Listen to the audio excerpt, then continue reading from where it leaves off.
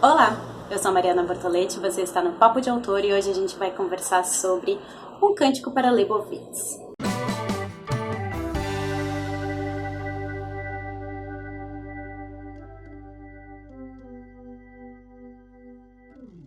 Esse livro foi lançado em 1959 pelo autor Walter M. Miller Jr. E ele é uma ficção científica com uma pegada bastante diferente, especialmente por conta da estrutura em que esse livro é organizado. Ele não tem uma estrutura como a gente espera que um livro tenha, com um protagonista e que a história se segue numa mesma linha temporal até o fim. Não, esse livro, Um Cântico para Leibovitz, ele segue uma estrutura diferente, é uma estrutura de contos, basicamente. Nós temos a parte 1, a parte 2 e a parte 3, e cada uma dessas partes é contada com 600 anos de diferença uma da outra. E com protagonistas diferentes, naturalmente, por conta da questão do tempo. A gente começa essa história mais ou menos no ano 2100, depois que uma grande guerra nuclear acabou com a vida como o planeta conhecia. Então hoje, nesse momento, 2100 por aí, na primeira parte do livro, a gente está num mundo muito medieval, onde não se tem tecnologia, onde muitos conhecimentos foram perdidos justamente por conta dessa guerra nuclear. E a gente consegue entender esse contexto justamente por conta da história do autor. O Walter M. Miller Jr., ele viveu ali durante a Segunda Guerra, ele viveu toda a questão da Guerra Fria, então ele traz muito desse sentimento de fim, de desesperança que todo esse período teve. A história do autor, inclusive, é bastante triste, principalmente depois que ele escreveu esse livro, então é algo que eu não vou me prender muito aqui, a gente vai falar mais sobre a história e sobre tudo que essa história traz também. Então, como eu falei, esse livro se passa no futuro e ele se passa aí num período de 1800 anos, parece que é a história entre a primeira parte e a terceira parte. Então ele tem essa estrutura diferente e isso é um dos pontos negativos do livro. Ele acaba perdendo o leitor em alguns momentos, especialmente nos finais das partes. Por exemplo, assim que a primeira parte acaba e a gente perde um dos personagens, a segunda parte é muito mais difícil de ler, né? Porque tu já se acostumou com toda aquela, 33% do livro, tu foi se acostumando com a história daqueles personagens e de repente tu perde aquela história para 600 anos no futuro, né? Então daí tu conhece outros personagens e depois tu perde esses personagens de novo quando acaba essa segunda parte. E aí tu tem todo esse esforço de conhecer personagens e se despedir de personagens 3 vezes na história, o que é um pouco prejudicial, assim, pro ritmo. O livro não tem um ritmo muito bom, ele tem um ritmo mais arrastado, as coisas demoram muito a acontecer, as coisas são muito fragmentadas nessa história também. De início, isso foi uma coisa que eu não gostei, de a história ser fragmentada e ela não te dar respostas. A gente chega no final da história com muitas perguntas na cabeça, com muitas dúvidas do que está acontecendo, mas no fim eu tive uma impressão muito diferente, assim, logo que eu terminei esse livro, eu odiei tudo, porque eu pensei, eu não ganhei resposta nenhuma, eu preciso de respostas aqui, cadê minhas respostas? E aí depois, quando eu fui fazendo um compilado das minhas anotações, eu fui prestando mais atenção, assim, na história, eu percebi que essa fragmentação da história e essa falta de respostas pode ser muito uma característica desse livro, que é de ser muito arqueológico.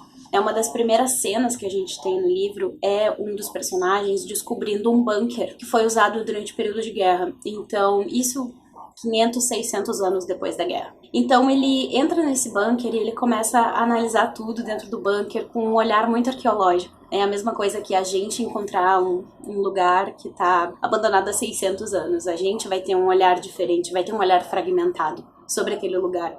Então isso é uma das coisas mais interessantes sobre o livro, porque ele tem esse olhar arqueológico. Tanto que a gente passa 1800 anos, mas a gente só consegue olhar janelas nesse período da narrativa. Isso é muito interessante e eu acho que é uma das coisas mais legais do livro. Eu não tenho certeza se isso é uma intenção do autor, tá? Mas foi uma percepção que eu tive, que eu achei que foi interessante e que melhorou o livro pra mim. Além disso, esse livro ele tem, devido, né, a tudo que o autor viveu e o que ele queria contar nessa história, esse livro tem uma questão muito de desespero, assim. Tudo é muito desesperador, porque a gente tá numa sociedade que não evoluiu. Muitos anos depois, tipo, na primeira parte do livro, são 600 anos no nosso futuro, né, no futuro do autor e basicamente do nosso futuro, e a gente caiu num mundo sem tecnologia nenhuma, um mundo sem conhecimento nenhum, e a única coisa que mantém o conhecimento nesse mundo é a ordem de monges que mantém uma memorabilia, né, e eles têm alguns livros, alguns documentos, alguns diagramas de máquinas E eles são os grandes guardadores de ciência desse mundo. E é essa abadia, esse conjunto de monges que a gente conhece em todas as 3 partes.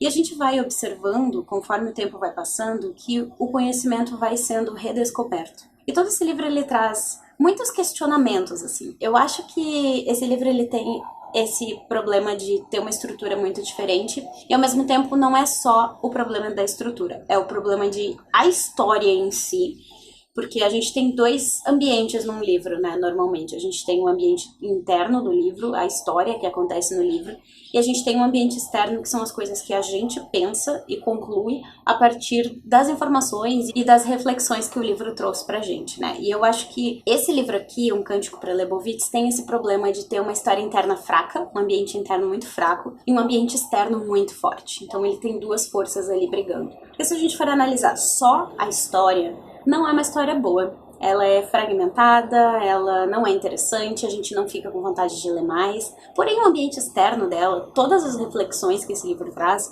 é o que salvam, assim, porque o livro, as reflexões são incríveis. A gente o tempo todo tá repensando e pensando sobre o ser humano e descobrindo coisas novas e descobrindo coisas que a gente já sabia. Então, tipo, esse redescobrimento é bem grande, assim, na história. E, no fim de tudo, o livro ele quer falar sobre ciclos. Que seres humanos, e especialmente quem vive em sociedade, né, vive em ciclos. Então a gente tem esse ciclo de não sabemos nada, estamos crescendo, estamos descobrindo, e aí a gente descobre uma tecnologia nova e a gente usa ela pro mal. A gente usa ela para ter poder, a gente usa ela para criar uma guerra, e aí esse ciclo acontece de novo. Então, um mini spoiler, que não estraga em nada o livro, tá? Mas toda a guerra que aconteceu no início, antes dos 600 anos que a gente começa a acompanhar na parte 1, acontece no final da parte 3. Então, a gente começa esse livro meio que exatamente onde ele termina, né? Ele termina exatamente onde ele começa. Ele é um ciclo, é um livro redondinho.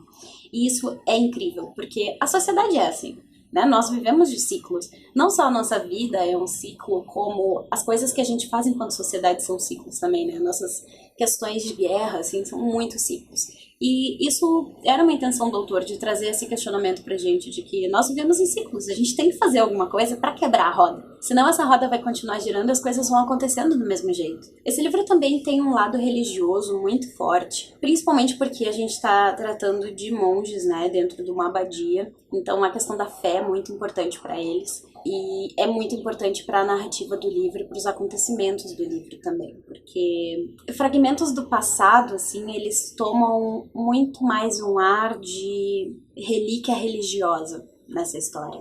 Então, quando lá o primeiro monge ele encontra o bunker, e dentro do bunker ele encontra diagramas que foram feitas pelo próprio Leibovitz, que é um santo que eles cultuam, que criou essa ordem, isso é tido como um ato de fé, assim, como uma revelação para ele, né? Ele entende que aquela ali é a missão de vida dele, é para ele ser um monge, aquilo ali foi o São Leibovitz que mostrou para ele. Então é muito interessante, inclusive, o contato que religião e ciência têm nesse livro. Como a gente está tratando de uma ordem de monges, se essa ordem de monges ela foi criada, foi fundada por um cientista, toda a relação que eles têm com a ciência é muito diferente. Então, eles têm essa ideia de salvaguardar documentos científicos, eles têm essa ideia de salvaguardar o conhecimento científico, de fazer experimentos científicos. Isso é muito interessante, essa relação que normalmente a gente não faz entre religião e ciência, né? Esse livro deixa muito junto, muito explícito. Outra coisa muito interessante sobre essa história é que, como a gente tem essas partes fragmentadas e separadas no tempo,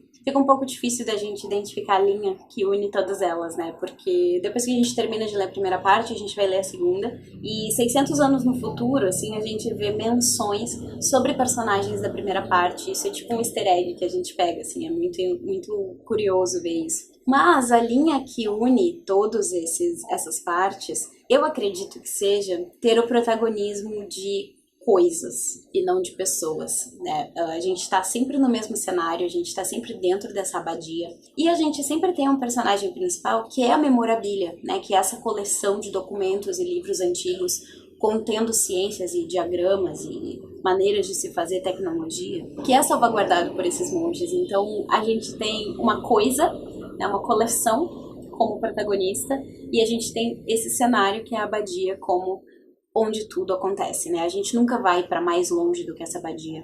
O que é uma maneira também de mostrar como as coisas mudam estando no mesmo lugar. A gente é uma abordagem diferente, assim, de história. Eu só tinha visto uma vez antes, num livro que eu li, em que o protagonista era um vaso. Era O Colecionador de Colecionadores, o nome do livro. Muito interessante. E a gente chega ao final dessa resenha e eu imagino que vocês devam estar se perguntando o que acontece na história. Porque, como eu falei para vocês, esse livro tem um ambiente interno muito fraco e um ambiente externo muito forte. Então a gente chega no fim do livro sem se importar muito com o que acontece na história. Tanto que eu dei um spoiler para vocês e esse spoiler não significa nada, porque vai acontecer tanta coisa aí no meio, vai ter tanta discussão aí no meio, tantas coisas que vocês vão ficar pensando, que no final das contas vocês vão esquecer desse spoiler, porque ele não me importa no fim das contas.